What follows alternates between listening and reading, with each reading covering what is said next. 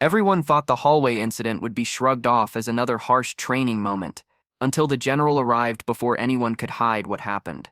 And the soldier who delivered the kick never imagined her name would be the last one he'd ever want to hear. Bright afternoon light poured through the training barracks windows when the trouble began. The kind of day when dust floated lazily, when footsteps echoed loudly, when tempers flared easily. And in that glowing silence, a young disabled recruit named Maya struggled to steady herself on her prosthetic leg while carrying a stack of training manuals. She didn't even see the boot coming until it slammed into her shoulder, sending her hard against the wall. The corridor froze, a few soldiers gasped, and the man who kicked her, Corporal Dane, smirked as if he had just scored a point. Before I tell you what happened next, tell me in the comments where you're watching from. I love knowing who's listening. Maya's breath trembled.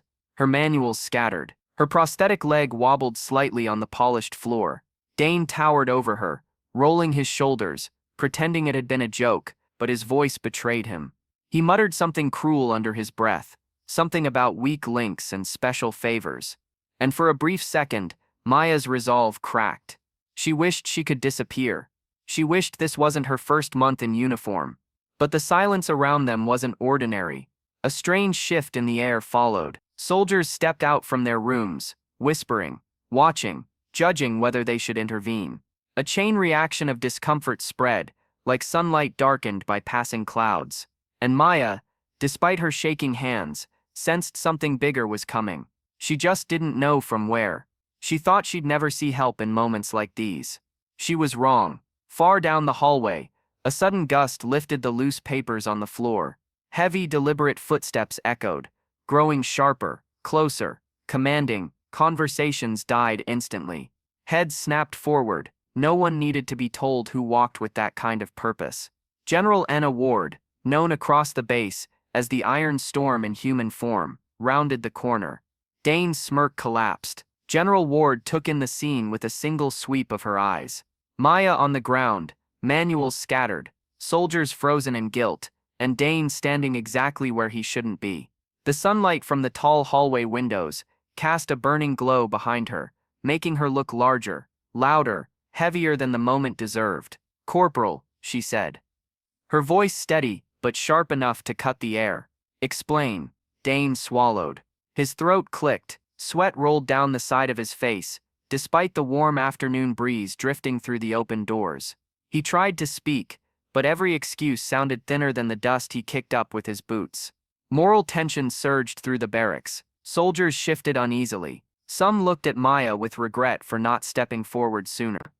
Others stared at the general, knowing what she represented: accountability, fairness, justice sharper than steel. Maya slowly rose, steadying herself on her prosthetic leg, and in the simple act of standing, she brought a hush across the room. Before Dane could finish his stumbling explanation, General Ward lifted a hand, not to scold him, but to silence him. Then she turned to Maya. "Did he kick you?" she asked. Not unkindly. Maya felt her throat tighten. The sunlight warmed her face. The crowd watched. Her heart thudded like a drumbeat of truth. "Yes, ma'am," she whispered. What followed was not rage, not punishment, but something far stronger. General Ward stepped between Maya and Dane, her voice rising so every soldier heard every word. "On this base, strength is not measured by muscle or speed. It is measured by character. If you cannot respect the people who fight beside you, you do not deserve the uniform you wear." Then, with terrifying calm, she ordered Dane to stand down, relieve his post, and report for disciplinary action. Soldiers filling the hallway parted like a wave as two MPs marched forward to escort him. The crowd murmured, some relieved, some stunned, all changed by what they had witnessed. In that bright afternoon hallway, justice didn't shout. It simply walked in wearing stars on its shoulders. Because kindness doesn't vanish, it waits, and it finds its way back. And sometimes it arrives the moment a hallway goes silent under the sun. If this story moved you, let me know your thoughts in the comments. And don't forget to like, subscribe, and stay with us for more powerful stories told with heart.